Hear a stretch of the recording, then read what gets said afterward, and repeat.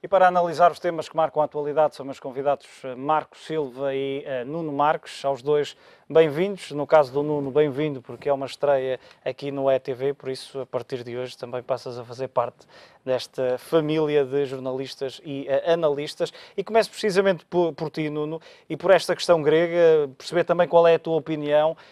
Como é que tens visto este impasse já de 5 meses e que muitos dizem anulou muito do trabalho que foi feito nos últimos 5 anos? Bem, a questão da Grécia, obviamente, é uma questão difícil de resolver e penso que não estará resolvida, mas de qualquer forma, no curto prazo, os mercados já falaram por si. Portanto, depois do dia de ontem, houve aqui claramente um impacto nos mercados muitíssimo positivo e parece-me que, apesar de não termos chegado, ou dos líderes não terem chegado a um acordo definitivo, o mercado não queria isso, portanto, ou não exigia um acordo definitivo, exigia apenas aqui um continuar das negociações e obviamente queria também perceber que não havia uma quebra nestas mesmas negociações, como tu disseste bem, Hugo, já duram há muito tempo. Daqui para a frente, aquilo que nós temos que perceber é se realmente os responsáveis gregos, portanto os líderes gregos, vão conseguir dar resposta a esta exigência por parte da Troika e por parte da Europa, no que diz respeito à entrega de algumas medidas de austeridade que consigam fazer face à questão muitíssimo complicada de resolver, que é a própria economia grega e o endividamento que essa mesma economia tem. Marco, e há aqui uma questão que poderá ter e terá certamente vários tipos de análise ou vista de diferentes ângulos, mas fez-se luz num sentido. Houve uma mudança de postura por parte do governo grego e no dia em que, e o copo já não parava quieto, no dia em que é feito esse anúncio ou logo a seguir, aquilo que os parceiros dizem, os parceiros europeus dizem, se houver acordo, temos aqui um empréstimo de 35 mil milhões de euros, mas é preciso haver acordo. Portanto, tem que haver logo uma moeda de troca para haver um acordo. E neste caso a troca tem que ser, curiosamente, do lado dos credores. Sim, aqui claramente nós vemos que as forças estavam bastante equilibradas, no sentido em que nem os credores tinham demasiada supremacia perante a Grécia, nem a Grécia sobre os credores. Portanto, é uma negociação, aliás, isto sempre foi uma questão política. Nós já falámos aqui algumas vezes e era previsível, e é previsível que isto se venha a resolver a bem. Depende, não sabemos o prazo, até pode chegar amanhã e as coisas não... Aquilo que se espera é que até quinta-feira possa surgir a tal Sim. solução aparente, ou pelo menos temporária, para a questão grega. Deixa-me só acrescentar aqui uma coisa, e uma questão que me parece interessante. Aquilo que o governo grego apresentou no domingo foi discutido ontem e que vai ser discutido agora em pormenor até quinta-feira, tudo indica, e entre outras coisas estão a questão do IVA, a questão das pensões, que aceitou reduzir gradualmente o subsídio atribuído a pensões mais baixas, limitar as reformas antecipadas, aumento de IRC e de contribuição extraordinária, etc. Estamos a falar de medidas sensivelmente 2,7 mil milhões de euros este ano, entre 2015 e 2016, 7.900 milhões. A pergunta que eu te coloco e que muitas pessoas me colocaram desde ontem é: o que foi apresentado no domingo, porque é que não foi apresentado há 2 meses ou há 3 meses? Não mudou nada, ou mudou? Do lado grego, pelo menos, mudou assim alguma coisa de tão significativa que fizesse agora surgir este grupo de medidas, este conjunto de medidas? Não mudou muito. Isto pode ter sido meramente um jogo político, portanto, deixar para a última hora a proposta realmente até onde eles poderiam ir, tendo em conta que eles já tiveram bastantes concessões dos credores desde o início desta crise. Portanto, isto pode ter sido um jogo político. Agora, é importante referir que a questão do IVA, portanto, eles não aceitaram mexer, portanto, eles continuam com os 3 escalões, não é? Uhum. Agora, o que foi importante foi a concessão relativamente às pensões, e aí eu acho... Mas também há a questão dos escalões, há algumas que poderão ser reescalonadas, nomeadamente a questão da energia que está na taxa intermédia e que também foi discutida. Sim, se bem que, aliás, uma das questões que o Varoufakis referiu foi que, por exemplo, a pobreza, a fome e a privação de energia que tiveram acréscimos que se verificam geralmente em estados de guerra. Portanto, não me parece que eles possam ter vão aceitar essa medida, até porque as questões relativamente à segurança social e às contribuições para o sistema de saúde chegam perfeitamente para atingir os tais 900 milhões que era o que se esperava. E são medidas que, na realidade, não vai afetar já o povo de uma forma clara, ou seja, isto não é aumento de impostos, é uma mera retificação dos imbalances, dos desequilíbrios que existiam e ainda existem no sistema de pensões grego. Portanto, o que eles estão a dizer é, não, vocês não se vão reformar aos 60 anos, nem aos 62, que era como estava previsto no primeiro acordo, vão antes reformar aos 65. É preciso ver que o privado reforma só aos 60 anos, a média, na Grécia, e o público aos 56. Portanto, é demasiado cedo. Não vejo compararmos aqui... com a nossa realidade. Exatamente. E as pensões, a média de pensões é 885 euros, portanto, muito superior à nossa média de pensões. Ou seja, não era nada que eles não pudessem já ter feito, é algo que vai dentro do sentido de ter um sistema de pensões mais equilibrado, até porque toda a Europa tem que pensar no seu sistema de pensões, não são só eles. Temos um sistema de pensões desequilibrado em quase todos os países, mais pela questão da rentabilidade do que outra coisa. Agora, E falavas em desequilíbrio e estávamos a ver um quadro com as dívidas de alguns países, nomeadamente Portugal, Grécia, Irlanda e da própria Alemanha, e, por exemplo, temos os dois, e estamos agora a ver no ar, os dois opostos. Grécia 177% de dívida sobre o PIB e a Alemanha tem menos 100%. Portanto, tem 74%, exatamente. quase 75%. Curioso, e é muito importante este gráfico pelo seguinte, é porque mesmo eles terem cerca de 47% a mais de dívida versus PIB, nós pagamos mais do que eles em termos de dívida versus o nosso PIB. Ou seja, os juros são superiores ao peso. E porquê? Porque eles têm a tal benesse do BCE estar a devolver o dinheiro que eles recebem. O que nós deveríamos ter e não temos. Eu acho que isso é uma injustiça, eu acho que isso deveria ter sido um trabalho que o Governo deveria ter feito. Aliás, fomos bons alunos porque não tê-lo, mas é curioso, nós temos 47% menos, mas pagamos mais. Era importante falar sobre isto, porque isso é um alicerce da própria União Europeia no que diz respeito à União Bancária, por exemplo. Nuno, há pouco falavas do facto dos mercados terem dado a sua opinião sobre esta decisão e vemos os mercados acionistas a subirem na sua generalidade.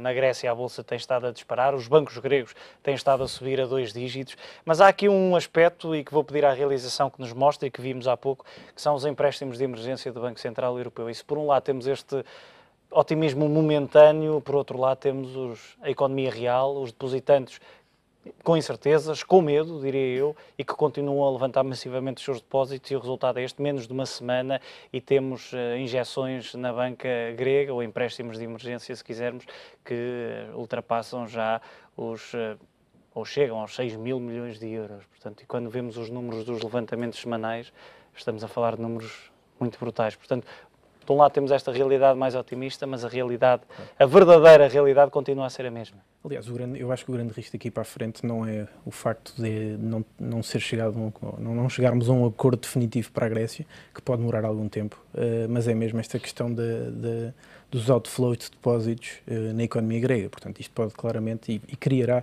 fragilidades no sistema financeiro grego. Mas, por outro lado, é um ponto positivo no sentido que aparecerá alguma pressão interna na Grécia para que esta solução seja resolvida. Portanto, eu acho que há aqui um conjunto de pressões que podem acabar por ser positivos. De qualquer forma, no que diz respeito aos empréstimos de emergência do BCE, a realidade é que a Grécia tem financiado a sua economia e o Estado grego tem-se financiado através desse sistema de já emergência do BCE. Já não se coloca a questão de que, e se bem te lembras, quando se começou a falar mais do ELA, dos empréstimos de emergência, dizia-se que o BCE não podia de forma alguma diretamente financiar Estados, mas é isso que está a fazer. Na prática o que acontece é que... E quando olhamos para o montante total, já ultrapassa os 87 mil milhões de euros, já ultrapassa quase em 10 bis o resgate a Portugal e, portanto, estamos a falar de outra realidade. E pode continuar assim durante mais algum tempo, a meu ver. Pelo menos até realmente ser chegado a um acordo e possivelmente o cenário base do mercado parece-me até que haja um outro programa para a Grécia. E se nós tivermos em conta que o BCE só tem 20 mil milhões de dívida grega, portanto tem 4 vezes mais de empréstimos de emergência. E já mostramos aqui essa exposição a semana passada, curiosamente são países individualmente os mais expostos à Grécia. Agora, uma questão que não se tem falado e que também tem obrigado a que o BCE tenha feito esta injeção de liquidez não são só os outflows, é também a questão de que os bancos, aliás, isto está naquela carta, naquele bloco que Varoufakis indicou, os bancos estão a trabalhar com níveis de incumprimento, o non-performing loans, de 40% em relação ao seu valor. Isto coloca uma pressão brutal em termos de liquidez. Portanto, se os bancos não estão a receber o reembolso dos seus empréstimos, obviamente que tem aqui cortes de liquidez e necessidades de liquidez que precisam de ser satisfeitas. E sem um programa como ela, ou um idêntico, nenhum banco suporta incumprimentos desse nível. Não, nem nada que se pareça. Nem um quarto que suporta, quanto mais isto. Mas temos que perceber também que mais de metade do capital social dos principais bancos gregos é créditos fiscais. Portanto, nem sequer é capital. Portanto, aliás, isto é uma bomba relógio que Era assim que lhe chamava o Financial Times durante o fim de semana. Exatamente. Isto é muito grave o que está a passar. Se o BCE não tem intervido aqui, então isto já tinha descambado muito mais, há muito mais tempo, mesmo que tivessem chegado a acordo. E parece óbvia demais, mas é importante que frisemos que não fosse o BCE e a Estela e já não havia banca grega. Exatamente. Aliás, a minha grande discórdia relativamente às questões europeias e o que eu tenho andado a falar é exatamente o BCE já devia ter entrado muito mais cedo nas ajudas aos Estados europeus. Demorámos quase 4 anos para começar a fazer algum tipo de investimento do BCE de ajudar os países a sério. E é isto que nós temos que nos concentrar a discutir a Europa, porque a União Bancária foi feita pelo telhado. Nós não tínhamos união orçamental, bancária e nem fiscal, porque a união orçamental a única coisa que existe tem que ter déficits inferiores a 3%. O problema é que ninguém cumpre isso. E depois também não existem consequências gravosas, como por exemplo a França, que não cumpre já há sei lá quantos anos. Portanto, antes de fazermos isso, que são tudo fatores que influem no valor da moeda, nós não conseguimos ter uma união monetária como deve de ser. Portanto, e temos que falar, porque o Banco Central Europeu é de quem? E qual é que é a possibilidade de um país como Portugal aceder aos fundos do Banco Central Europeu como acedia caso tivesse um Banco de Portugal? Ou seja, na questão de podemos comprar a dívida pública portuguesa, ainda não existe nada definido, concreto. Ainda está muito à vontade do freguês. É isso que nós precisamos. No que é que podemos esperar, e sendo que esta semana vai ser quente, e olhando para o calendário, o fim do mês está aí e há um pagamento de 1.600 milhões de euros para fazer ao Fundo Monetário Internacional, mas havendo um acordo, havendo um consenso, pelo menos para algum tempo, a curto, médio prazo, que reação é que podemos esperar dos mercados e dos principais ativos? Antes de mais, é preciso que essa premissa se materialize, não é? É preciso que continuemos a ter a percepção esse que o acordo chegará. Até à hora final, ninguém acredita verdadeiramente. Obviamente o mercado tem esse sentimento porque foi exatamente o que aconteceu no passado. Portanto, todo o entendimento entre os líderes europeus é chegado à última da hora. E eu acho que isto pode ser empurrado realmente até aos últimos dias. E os últimos dias, nós vimos no passado que os tempos limite nunca são cumpridos e há sempre algum preciosismo em perceber que realmente o dia limite é sempre um dia mais à frente. No que diz respeito ao empréstimo do FMI, as agências de rating já se pronunciaram, já disseram que para elas não seria um evento de default no caso da Grécia não cumprir o pagamento desse empréstimo no final do mês de junho. De qualquer forma, terão aqui um período de mais um mês, portanto eu diria que até ao final, até meados de julho, teremos claramente que ter uma proposta concreta por parte do governo grego. Olhando para esta questão de um outro prisma, havendo consenso e havendo este tal empréstimo que Jean-Claude Juncker disse ontem que está disponível, 35 mil milhões de euros se houver acordo, hoje uma comissária europeia veio reforçar essa mesma ideia, como é que ficam os outros países, como por exemplo, e há pouco o Marco falava de Portugal e do bom aluno que foi, da Irlanda também, a própria Espanha, que de forma mais dissimulada acabou por sofrer também uma ajuda ao setor bancário. Como é que ficam estes países que tiveram que cumprir com pelo menos parte daquilo que lhes foi imposto, não tiveram perdão de dívida e a Grécia já vai com 2 perdões e agora ainda tem mais um terceiro empréstimo? Eu acho que é importante, e o mercado aí distinguiu bem, distinguir entre a Grécia e os outros casos. Acho que são casos realmente diferentes. Dito isto, parece-me que haverá um incentivo... Estamos a ver os juros também bastante diferentes, no caso português hoje nos 2,7, em mercado secundário, mas 2,7 e a Grécia hoje, apesar de todos estes benefícios das últimas 2 sessões, uns 10,5%. Exatamente. Mas de qualquer forma, eu penso que haverá um incentivo enorme para que continuemos a cumprir. Acredito que a austeridade nesses países que referiste, eu acho que está por aqui, portanto, não se intensificará tanto em Portugal como em Espanha, muito menos na Irlanda, que é um caso de sucesso até maior que o nosso. Portanto, eu acho que não vejo incentivo a que haja, pelo menos da parte de Portugal, alguma iniciativa idêntica à grega. Portanto, deixar de ser o bom aluno, como o Marco referiu e bem, eu acho que vamos continuar a querer cumprir aquilo que vier da Europa. Pergunta para $1 milhão. Estes 35 mil milhões de euros vão ser suficientes para as necessidades gregas? É muito difícil responder a isso. Eu acho que esses 35 mil milhões de euros só serão desembolsados no caso de haver, como nós dissemos e bem, a percepção de que o governo grego realmente tem vontade de implementar medidas de austeridade. Essas medidas de austeridade terão seguramente um impacto negativo e imediato na economia grega, portanto isto parece uma bola de neve, eu acho muito difícil, e eu comecei por dizer isso, acho que esta situação grega é muito difícil de resolver de todo, portanto acho que vai ter que ser de forma muito lenta ao longo de alguns anos.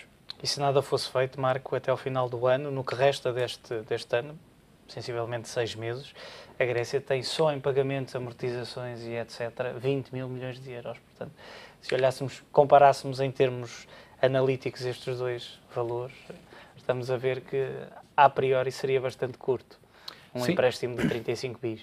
Sim, metade dele é para pagar empréstimos e juros.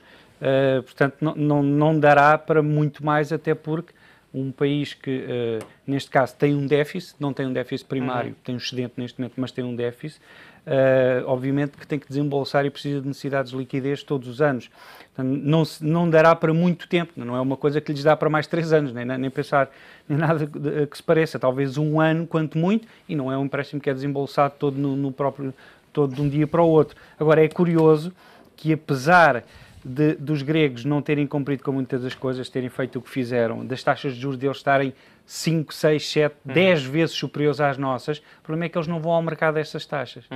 Ou seja, eles esperam que sejam os europeus e os credores a emprestar-lhes o dinheiro barato e têm esse dinheiro barato e depois o BCE comprar-lhes a emissões no mercado primário de apenas bilhetes do Tesouro a 6 meses, 12 meses. Sim, ou seja, eles não foram afetados pelas asneiradas que andaram a provocar no mercado, porque eles nunca vão buscar a esse preço. Portanto, nós, inclusive, somos muito mais prejudicados e estamos a pagar mais juros do que eles, versus o PIB, porque eles, basicamente, contestaram e estão sempre à espera de receber as ajudas.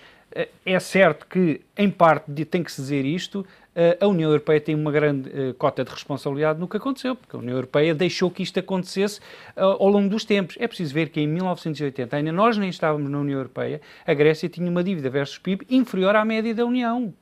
Portanto, como é que foi permitido que ela tenha aumentado exponencialmente, entre aspas, a sua dívida? Ou mesmo nós. Foi porque não existem mecanismos, a tal união bancária, monetária, orçamental, não está construída como deve ser. Portanto, existem premissas, há muita flexibilidade, muito laxismo, e foi permitido que nós nos endividássemos demais, e eles ainda pior, e chegámos a um ponto de ruptura em que depois existem 2 extremos e que não devia ter acontecido nunca, não é? Uma possível solução para a Grécia, Nuno, poderia ser, por exemplo, e se bem te lembras, havia uma exceção para que a dívida grega fosse entregue como colateral junto do BCE, que foi cortada a partir do momento em que se percebeu que este novo governo não queria seguir o mesmo caminho, mas poderia voltar agora a abrir-se, havendo um acordo, voltando este governo a mostrar-se interessado em acompanhar aquela que é a ideologia, entre aspas, económica e financeira dos parceiros e poder abrir-se essa tal exceção para que pudesse ser aceito, por exemplo, no programa de compra de dívida do BCE. Esse poderia ser aqui o grande trigger, o grande gatilho? Eu acho que poderá passar por aí, mas volto a dizer, sou da opinião que ainda estamos longe desse trigger poder ser acionado. Não há solução, na tua opinião, vai ser este caso grego vai ser muito complicado? Acho que é arrastando. Obviamente a Grécia tem que passar por um programa de ajustamento mais forte, portanto eu acho que tem que passar sempre. Mas dentro do euro, portanto? Dentro do euro, sim, seguramente. A saída da Grécia do euro, peço desculpa, seria obviamente uma situação negativa para ambos, portanto acho que o mercado percebeu isso e os gregos também penso que percebem isso. Muito bem. Olhando para outros temas, e já aqui falamos no fecho de contas nas últimas semanas, nomeadamente para alguns índices chineses, e tem sido o destaque o Shanghai Composite. Fala-se muito numa bolha, a última semana foi uma semana até de quedas e atípica para aquela que tem sido a tendência, precisamente por causa desses receios, Marco, são receios fundamentados? Sim, eu já venho referindo aqui há algum tempo, aliás, há mais de 6 meses, para termos cuidado com o setor acionista chinês, não na componente tanto industrial, mas na componente tecnológica, que está altamente alavancado. E é curioso ser uma notícia da Bloomberg de uma empresa de analistas que analisou os últimos 800 anos de história de bolhas no mundo e concluiu que a China está neste momento já com uma bolha arrebentada. Aliás, os tiques que costumam ver quando a bolha já estourou, mas as pessoas ainda não se apercebem, eles já estão aí. Portanto, a volatilidade extrema, quedas brutais, muitas vezes sem se perceber porquê, depois subidas também sem se perceber porquê. Temos PERs, rácios muitíssimo superiores, 84 vezes, por exemplo, neste caso, os resultados ou os lucros projetados para o ano. Portanto, estamos muito pior do que em 2007, quando houve o crash também da Bolsa Chinesa, e estamos muitíssimo pior do que os múltiplos que tínhamos da bolha das .com. Muito pior mesmo. Portanto, as bolhas das .com esta faz a outra parecer uma brincadeira de crianças. Portanto, eu acho que é preciso ter muito cuidado. Porquê? Porque, primeiro, está-se a falar de cerca de 389, se não estou em erro, bilhões de colaterais, portanto, de dinheiro emprestado, aquela margem, não é?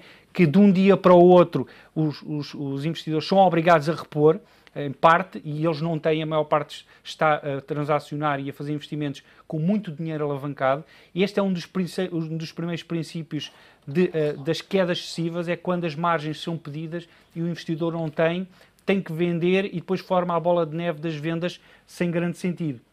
Depois temos que ver que existe muito da economia chinesa que está no shadow banking e está financiada por shadow banking. Portanto, não é conhecido qual é que é o valor, quais é que são as garantias que tem. O próprio governo chinês já tentou eliminar um bocado disso, mas criou outro problema, que foi retirar do shadow banking para pôr no mercado acionista, criando um problema de uma bolha no mercado acionista. Portanto, vamos ver como é que isto vai ser resolvido. Agora, claramente vai ter que haver aqui uma correção que vai obrigar o mundo todo a corrigir também. Bem, Nuno, e a questão, e falava aqui o Marco do governo chinês, e há quem acuse precisamente o governo chinês a arrebentar esta bolha, ou já tendo arrebentado, como dizia o Marco, acusam o governo chinês de ser o grande causador porque tem impulsionado bastante o investimento em bolsa, o investimento em ações locais. Eu sinceramente acho que o governo chinês tem percepção de que pode haver aqui uma bolha no mercado acionista local.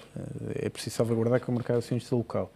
Mercado esse que era até há bem pouco tempo fechado ou com cotas muitíssimo limitadas para investidores internacionais. Portanto, eu acho que o que está a causar realmente este... Aliás, há um índice criado agora recentemente, precisamente para o investimento direto estrangeiro. Exatamente. Através da Bolsa. Exatamente, mas eu penso que o que está a criar estas valorizações ou estas performances excepcionais do mercado chinês é exatamente esta abertura do mercado a todos os outros investidores internacionais, nomeadamente com a conexão com penso que em novembro do ano passado. Dito isto, volto a frisar, eu acho que o governo chinês está ciente de que pode haver aqui um problema e acho que poderá ter mecanismos para, do ponto de vista oficial, o shadow banking é mais complicado, concordo, de ter noção do que se passará lá, mas do ponto de vista oficial tentar controlar. Aí eu penso que os comentários que o governo tem tecido relativamente a estas contas-margem, que o Marco referiu bem, que quintuplicaram num ano, acho que são a evidência de que o governo está ciente e que poderá ter mecanismos para resolver este problema. De qualquer forma, gostava de salvaguardar que estes 380 ou 360 mil milhões de dólares em contas-margens para investimento em ações representam pouco mais de 4% da capitalização total do mercado chinês. Portanto, ainda não me parece que seja tão relevante assim. Obviamente, as valorizações e as avaliações das empresas, essas sim, estão a níveis de bolha. Muito bem, Nuno Marcos, Marco Silva, foi um prazer e obrigado pela vossa análise neste fecho de contas.